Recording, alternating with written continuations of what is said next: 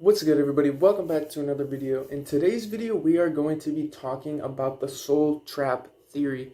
And if you really haven't heard about this theory, basically there's a theory that our souls are basically trapped on Earth, and it's all a prison planet, and we're all prisoners that are working for some alien race or something like that. And I know this is a very out there theory, but it's definitely interesting. Like, let's just pretend and talk about the possibility that we could actually be trapped here on Earth.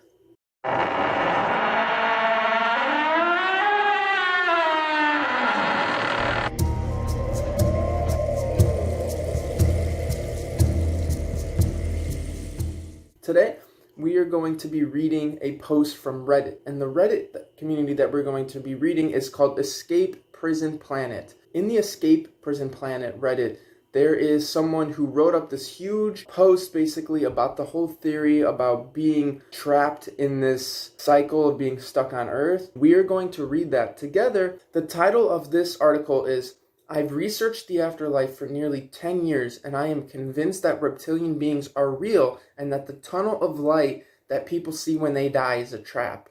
The introduction. For the last 10 years, I've been researching the nature of our reality.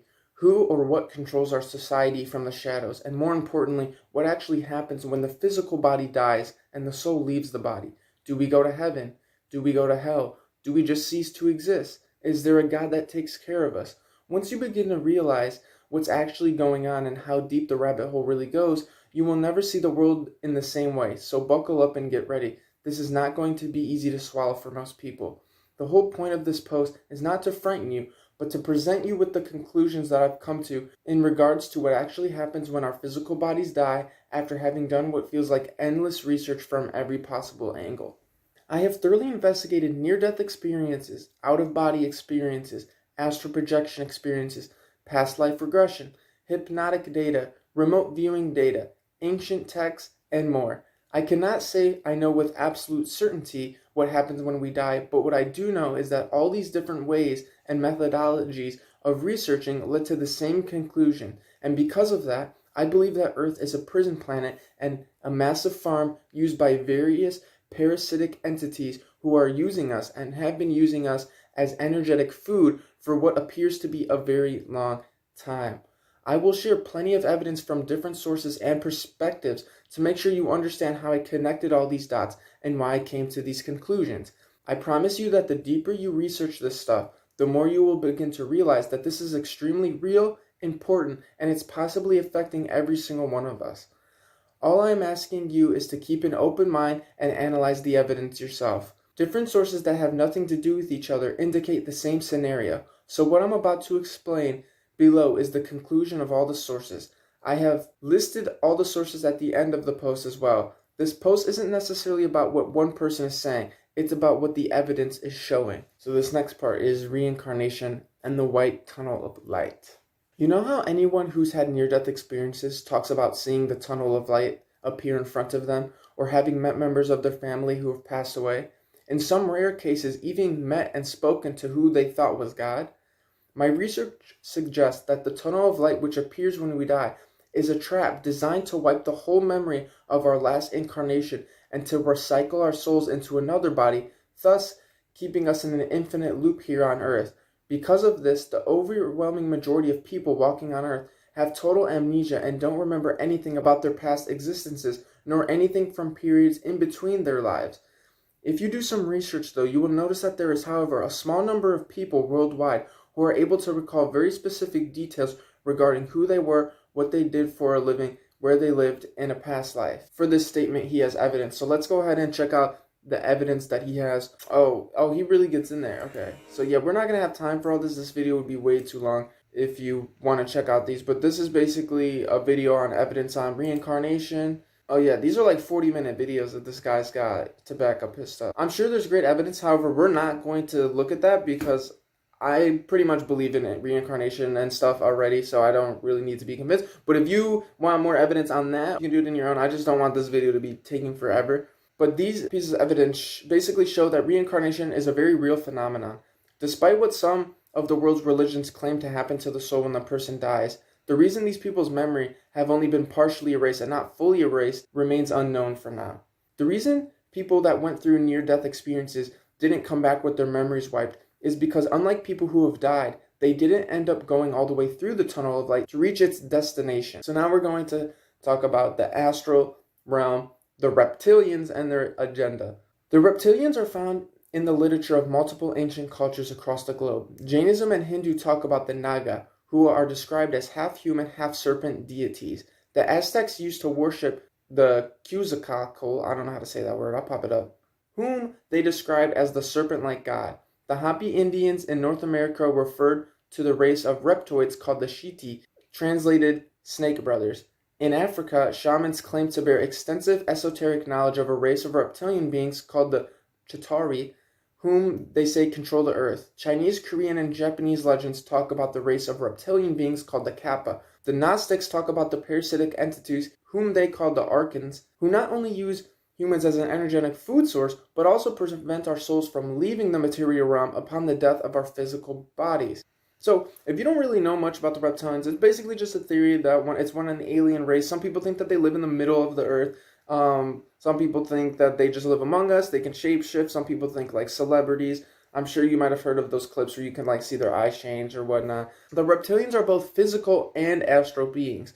They've been heavily involved in the manipulation of mankind for thousands of years and are responsible for setting up the soul trap around the planet with the help of extremely advanced technology. This energy grid around the planet serves multiple purposes.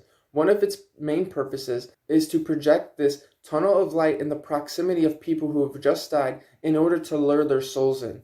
This is the same tunnel of light that so many people who have had near-death experiences have reported seeing on the other side. The soul may be under the impression that the tunnel is going to take it to the heavens or perhaps to a higher plane of existence. Depending on its level of awareness in reality, when a soul enters the tunnel, its memory gets wiped and the soul is put into another body here on earth, being reincarnation. The tunnel acts as bait and makes a good analogy.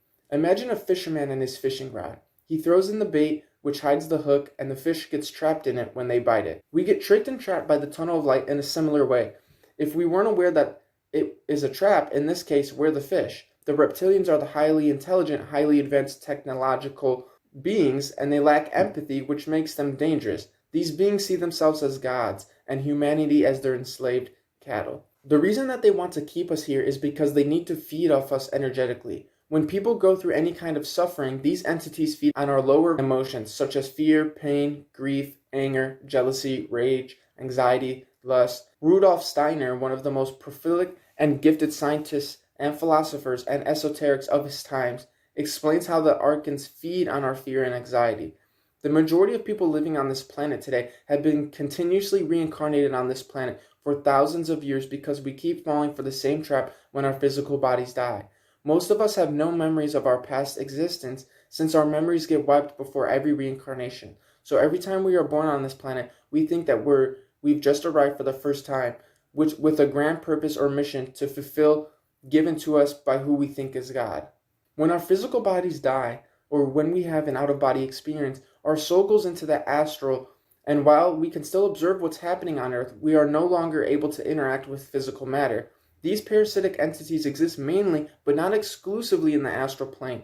It's crucial that we become aware of the fact that these entities, who are masters of deceit, play God in order to trick us in accepting reincarnation and thus having our memories wiped, convincing us that it's in our best interest to do so. So, how are they able to do that, you may ask?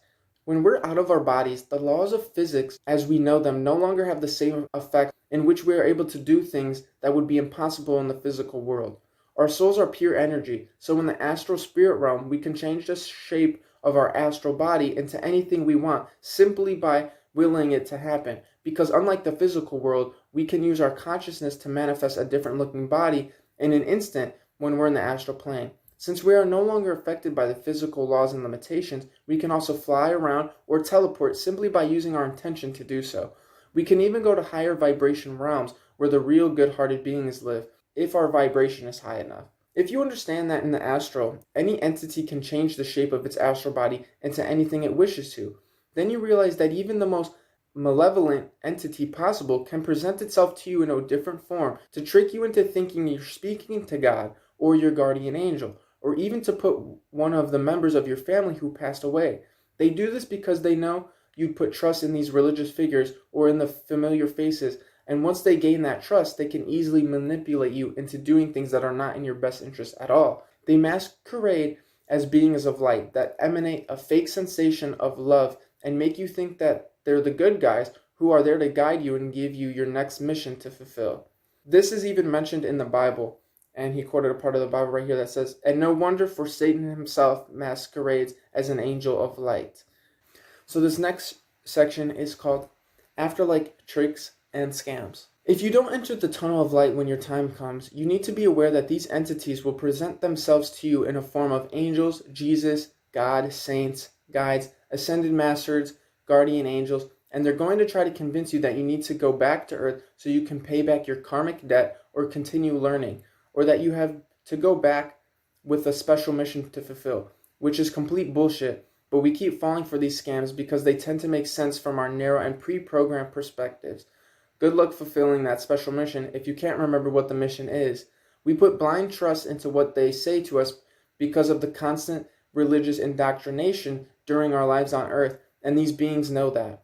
They can't force us to reincarnate because each soul has free will, but they can pretend to be someone they're not in order to put ideas in our head that are not for our best interest to accept reincarnating back on Earth, making it sound as if they are doing us a favor so that we can evolve or learn or fix previous mistakes. And what they're basically doing is using our own free will against us. The real purpose of the continuous reincarnation is soul enslavement disguised as spiritual evolution. A free will decision is impossible without memory and information. Because our memories are being wiped after each lifetime, many of us are under the illusion that we're currently living our first life on this planet, and we came here to learn. Learning about life on Earth and experience it would be useful if we didn't lose our memories after each time. But it doesn't matter what we learn over here as long as everything gets erased after reincarnation and we have to relearn everything from scratch over and over again. This is an endless loop. Earth is a prison planet camouflaged as a cosmic school. The idea of a cosmic school has been going around in order to trick souls into wanting to come and stay here in order to learn. This whole matrix is designed to drain our energy, wipe our memories over and over again, and keep us trapped. Many people that went through near-death experiences even recall being accompanied by a loving angel who showed them their life review. The reason that these entities show us life reviews is so we can relive certain moments from our lives in which we made certain mistakes and relive those moments. Feelings of guilt, shame, and remorse are being generated inside of us, making us want to compensate for them. These beings then use these feelings against us, telling us such things as, "You have made these mistakes and you have to go back to fix this and that." Nobody is perfect and we all make mistakes, so their emotional manipulation scam will never end if you buy into it. So New Age believers who promote calling upon your spirit guides, guardian angels, ascended masters, and religious figures to help are actually doing huge damage to themselves and to all of humanity, and they are not even aware of it. You are everything you need to succeed. You are a powerful creator being, and you don't need to give your power away to anybody. So this next part is how they're using their religious beliefs against you. Religion has programmed you to believe that at the moment of your death, a spiritual judgment type of scenario will take place, and it will be expected of you to give your authority away to these beings, letting them decide your fate so that when your time actually does come, you won't even question these beings and what they are doing with you. Instead, you will simply accept whatever they ask from you because everything will seem to be going as planned. Since that's what religion programmed you believe will happen to your physical life when it ends. These entities take advantage of the fact that you have been continuously conditioned to believe in an afterlife savior who will take you to the heavens if you're a good boy. Even if you're an atheist, when you see this God or Jesus figure right there in front of you in the astral, you may start to have second thoughts about what you thought about religion back on Earth, and you will most likely end up accepting what these entities want you to do because your perception of reality can change in an instant in a shocking and surprising scenario like that. Religion has also given you a sense of being a guilty sinner who has to worship, obey, and pray to a certain God, depending on your religion, in hopes of the afterlife salvation. The real salvation is not coming from the parasitic entities who pretend to be our creators. It is coming from ourselves. In order for this to happen, we have to become aware of what actually awaits us when we die so we can use our free will and put an end to the vicious reincarnation cycle. The real powerful infinite creator, God, is already within you. You are source energy. We are the saviors we have been waiting for, and we don't need to give our power away to anybody. Think about this. If you are born somewhere in Europe, North America, South America, for example, then the main religions in those areas tell you that God put you on this earth to live your life, and then at the end of life there will be judgment. God will then decide whether you'll go to heaven or hell for eternity. But what if you're born in other areas of the world, such as the Middle East or India, or any country or region in which the main religion is either Buddhism, Hinduism, or Jainism? These religions teach you that death, there is reincarnation, no heaven or hell. So why is it that the place we're born in on the planet dictates a certain belief in something so important, such as our existence beyond physical life? Will random luck really going to dictate what's going to happen to each one of us at the moment of our death? Will each one of us have a different afterlife fate just because we're born in different places around the world? It is all part of their game of deception. But the more you expand your awareness, it is easier for you to see through the lies and deceit of the social and religious programming that we've all been through one way or another. This next part is, why is the source energy or the creator of the universe allowing this to happen? So each being in this universe, whether malevolent or benevolent, has free will. Ask yourself why humans are allowed to enslave the animals here on Earth. Why are we allowed to slaughter more than 3 billion animals on a daily basis? Why are we allowed to keep animals locked up on farms and cages until the day they die? Why are we allowed to be so cruel to other people and other life forms? Why? Because we, just like these entities do, have free will. From our perspective, we do these things because we need something from them, which is energy in the form of physical food. We think we are entitled to do that because we are superior to them and because we need to survive. We perceive these basic things to be normal and a part of life. From the perspective of the animals, however, if they were aware of it, we would be their reptilians, since we operate just like them. But we never see ourselves that way. We don't think we're the bad guys because all we try to do is survive. The entities don't see themselves as exactly the bad guys either, since they're also trying to survive. What we do to the animals is almost exactly what these beings do to us, and they need to keep us in prison here to feed off of, just like farmers keep their cattle locked up in farms and stables to get what they need from them. So I'm pop up on the screen and I'll scroll through because that was the end of the whole sort of write-up, but he has a bunch of evidence to back up all the claims. So as you guys can see, we got all this different evidence. I'll just scroll through really quick. You guys can come check this out. I don't want this video to be long. I've already been recording for like 30 minutes. I'm not trying to make a video that's crazy long, but if you guys would like a part 2, we can start tapping into all this evidence. As you can see, he's got links to all this stuff, different evidences that back up his perspective and all that stuff, which is really cool. Like I said, I've been kind of looking at this. I'm going to keep this part out of the video, but I've been kind of just looking through it for myself. And if you want to come do that as well, you are more than welcome to. But at the end, he does have a final words. So we're going to go ahead and read that to wrap up the video and the little write-up and tip of the iceberg that we touched on today. Waking up to the possibility that we could be living on a prison planet can be unsettling, disturbing, and depressing, but also enlightening, awakening, and liberating. However, if we are to do something about our situation, then it must be known. The same information that I presented here is being confirmed by a variety of different sources, which in my opinion is evidence, and there is a lot of truth to this theory. I don't pretend to know the absolute truth, nor am I saying that the information that I have presented to you is the absolute truth.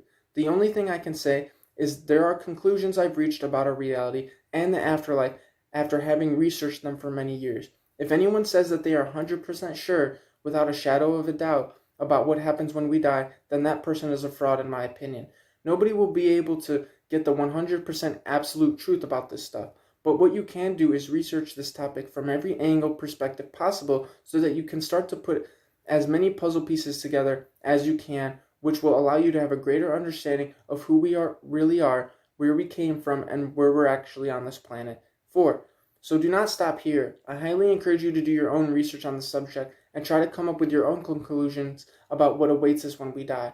Most people only rely on religion and what the Bible tells them about the afterlife, and never do any individual research themselves whatsoever. Where religion offers one perspective, not the full picture. You are an infinite, powerful creator who will never cease to exist. But if your soul is put in a new body with no memory of your previous incarnation, then that's as close to dying on a soul level as you'll get, because you'll be reborn as a completely new person who has to relearn everything from scratch, a new version of you who will never know the old version of you, and what you were all about. So good luck in your journey to find the truth about the afterlife.